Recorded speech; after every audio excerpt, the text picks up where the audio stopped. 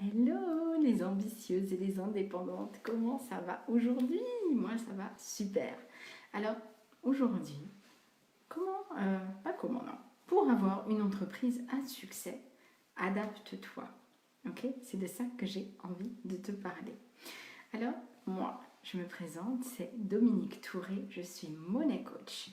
J'accompagne les femmes entrepreneuses et porteuses de projets à devenir libre et heureuse avec l'argent. Ensemble, on se focus sur l'action, dans la bienveillance, la sororité, la fraternité entre sœurs et le fun.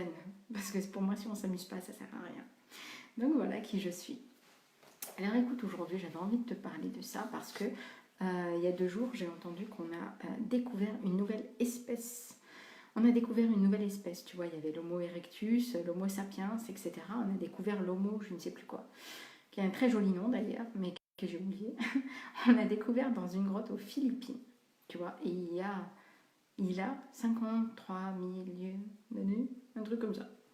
T'as vu la précision? Non mais vraiment, je cherche mes informations, mais alors, oh là là, je suis carré, hein, t'as vu? Bon bref, moi j'ai trouvé ça juste extraordinaire parce que aujourd'hui encore, en 2019, on découvre des trucs comme ça, tu vois. Pourquoi est-ce que ça c'est en lien avec ce que j'ai envie de te dire, c'est que j'ai entendu que cette espèce-là, c'était des grimpeurs. Comment? Plaît-il? Il y avait les chasseurs-cueilleurs, les chasseurs tout court, et là il y a les grimpeurs.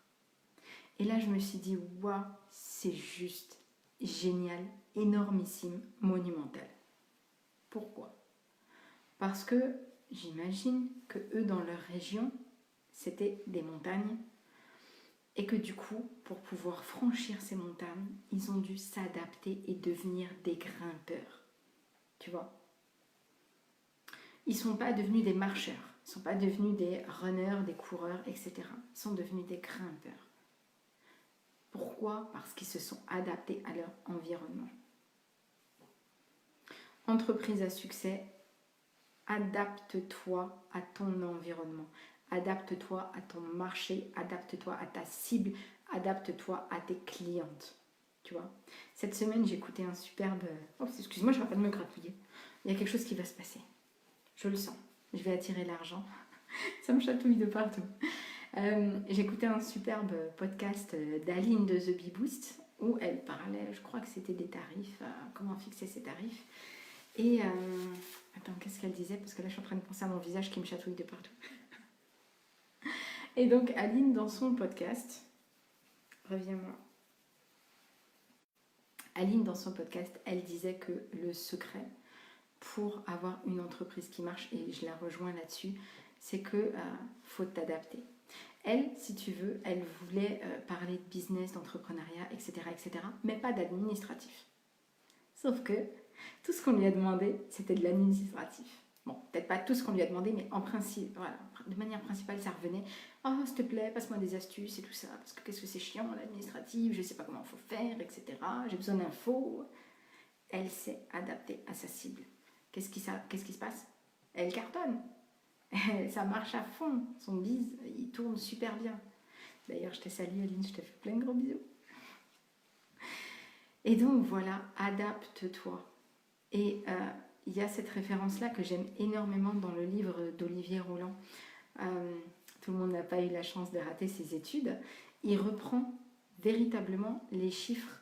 Tu sais, les chiffres qui nous font tous peur. Quand on ouvre une entreprise, il y a tout le monde qui nous les sort, ces chiffres-là. Tout le monde. Même les personnes qui n'ont pas d'entreprise, ils te sortent les chiffres. Une entreprise sur 2, dans les 3 ans, etc., disparaît. Oh, ça veut dire que possiblement ça peut m'arriver à 50% de chance, c'est ça? Non mais voilà, ça fout les boules quoi, tu vois. Et ça t'implante des croyances. Ça t'implante des croyances négatives. Je te parle de ça parce qu'en ce moment, on est à fond en train de bosser les croyances limitantes sur l'argent dans la team des femmes qui attirent l'abondance financière avec aisance. Et là, on est en train de déraciner tes croyances. Et je peux te dire que vraiment, c'est comme si tu t'enlèves des pans de cerveau en même temps. Des pans, des champs, tout ce que tu veux. Tu enlèves plein de choses de ton cerveau et on est en train de reprogrammer tout ça. Et là, on va être juste au top pour nos objectifs. Ouais. Allez, je referme la parenthèse et je reprends mon propos là où j'en avais laissé, n'est-ce pas? Et donc, voilà, faut t'adapter, ok? Moi, si je devais m'adapter à mes clientes, ce serait voilà, pour faire quelque chose de personnalisé. Parce que quand j'ai commencé, je faisais des choses généralisées, des formations en ligne, tu vois. Sauf que ça ne donnait pas forcément de super résultats parce que... Coucou Anaïs, tu vas bien? D'ailleurs, il faut que je réponde à ton message, je suis désolée. Je suis charrette en ce moment, tu peux pas savoir. C'est les vacances. Alors du coup, je bosse pas comme j'aimerais. Et vraiment, je m'excuse pour ça. En live, j'en profite comme tu es là pour te le dire de vive voix. Je t'embrasse très fort. Et donc moi, quand je parle d'adaptation à ma cible, à mes clientes, en fait, c'est voilà, quand j'ai commencé, je faisais des formations en ligne et les résultats, ils n'étaient pas forcément là parce qu'il n'y avait pas cette idée de coaching, de personne qui accompagne, qui est là pour te soutenir le long du chemin, même si c'est quelque chose que je voulais faire, tu vois. Mais le fait que ce ne soit pas en présentiel, que ce ne soit pas avec la personne, et bien du coup, les résultats, ils n'étaient pas là, ni pour elle, ni pour moi. Donc du coup, moi aussi je dois répondre au tien. Pas de problème, on a le temps, tout va bien. On va gérer parce qu'on est des chefs. Et donc voilà, moi, pour m'adapter à mes clientes là, j'ai choisi de passer sur du coaching, de faire des prestations de qualité en one-to-one et de faire des prestations de qualité en groupe dans mon espace membre. Parce que mon espace membre, finalement, c'est pareil, c'est du coaching qui est peut-être moins personnalisé parce que je suis en groupe, mais c'est quand même un coaching pour 1/10 du prix. Donc, il n'y a plus qu'à, moi j'ai envie de dire. C'est vraiment, pourquoi se prendre la tête en disant je ne peux pas me payer un coaching? Bah si, tu vois, tu veux un coaching sur l'argent, tu viens dans la team abondance, voilà. C'est comme ça. Et donc, voilà, moi, pour m'adapter à ma cible, j'ai fait du coaching parce qu'elles avaient besoin de ça. Et là, dernièrement, j'étais avec une de mes clientes et j'étais avec elle et je sentais à quel point l'accompagnement pouvait durer longtemps. Parce qu'encore une fois, moi, j'aimerais bien aussi des fois faire des trucs en one shot et puis dire, bah allez, on règle, tu vois, j'avais fait une prestation comme ça, mais finalement, je me rends compte que je vais l'adapter parce que ça ne peut pas correspondre à tout le monde et que il y a certains problèmes sur l'argent, certaines croyances. Ce que tu vis, ça prend du temps à partir, à être enlevé, à faire vraiment ce shift-là. Donc, moi, j'ai décidé de faire des prestations de coaching plus longues pour m'adapter aux besoins de chacune. Tu vois, si tu as besoin d'un mois, eh ben, on le fait en un mois. Si tu as besoin de 3, de 6, de 12, on le fait sur cette période-là. Du coup, moi, ça m'amène à complètement repenser mes tarifs parce que du coup, la prestation n'est plus du tout la même. Mais ça me cause aussi des problématiques techniques parce que maintenant, il faut que je gère mon temps différemment, etc., etc. Mais peu importe, c'est les besoins de mes clientes, de ma cible, donc je m'adapte. Et c'est ça qui fait aussi que j'ai une entreprise qui va ne faire que fonctionner de mieux en mieux.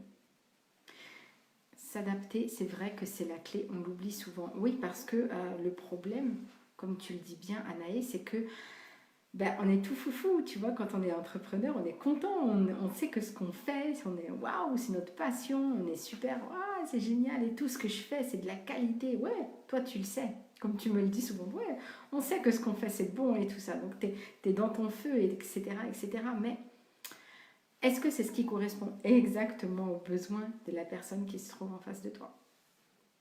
Et ça, c'est pas forcément le cas. Donc voilà, moi ce que j'ai envie de te dire, et comme je te parlais de ça, excuse-moi, les chiffres d'Olivier Roland, voilà, Olivier Roland, lui, moi ce que j'ai aimé dès le début de son livre, c'est, je crois que c'est dès le début, ouais, parce que le machin il fait quand même 534, 564 pages, je crois que c'est le livre le plus gros que j'ai jamais lu de toute ma vie, et en plus, le mec il est hyper technique, c'est pas un livre qui est simple à lire, mais quelle fierté pour moi de l'avoir lu en entier. Moi, je kiffe Olivier Roland, je kiffe son livre.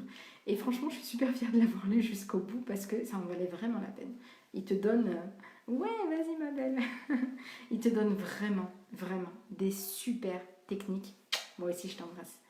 Des super techniques pour vraiment arriver à ton but. Et donc, lui, il démonte ces chiffres-là.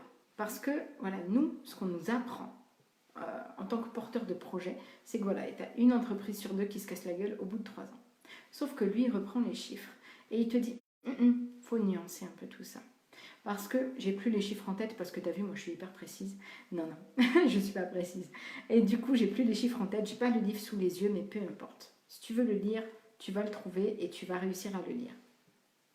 Moi, ce que je veux te dire, c'est que lui, il reprend ces chiffres-là, il nuance. Et du coup, il t'explique vraiment que pourquoi est-ce qu'il y a une entreprise sur 2 qui se disparaît. C'est pas parce qu'elle tombe en faillite. C'est parce qu'elle se transforme en société. Elle change de statut. Tu vois, la personne choisit délibérément que non, c'était pas sa voie. Mais c'est pas forcément une faillite au sens où tu perds tout ce que tu as mis sur la table. Tu vois. Et ça, je trouve que c'est hyper important.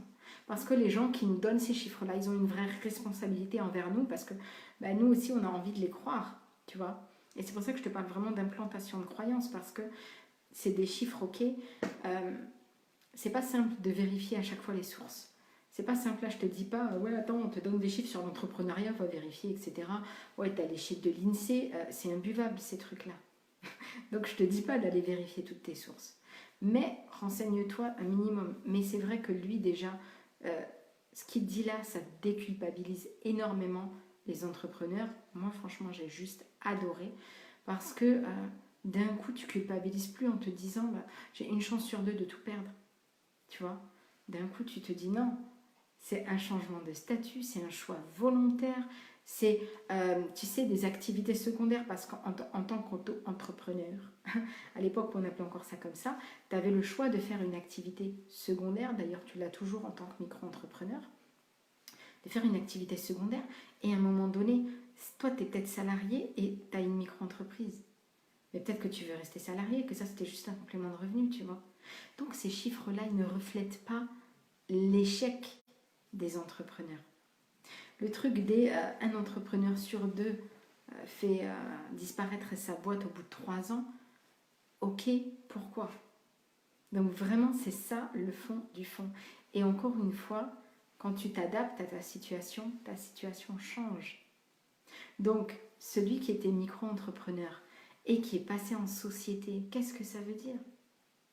Qu'est-ce que ça veut dire? Qu'il a eu tellement de chiffres d'affaires qu'il a pu passer en société. Sa mère, génial. C'est génial. Moi, je rêve de passer en société aujourd'hui, tu vois. Parce que maintenant, je me rends compte des limites de mon statut actuellement de micro-entreprise et ça me frustre. Pour le moment, j'y suis. J'espère bien que dans quelques mois, je n'y serai plus, tu vois. Et donc, c'est ça. Adapte-toi. Adapte-toi. Ok, ma belle. Je te laisse sur ce merveilleux message. Je sais qu'il va planter sa graine dans ton esprit. Et je te dis à lundi pour le jour 27. Là, je vais aller me reposer, passer un super week-end au soleil en famille. Et je te souhaite la même chose pour toi. Je t'embrasse très très fort. Bisous, bisous.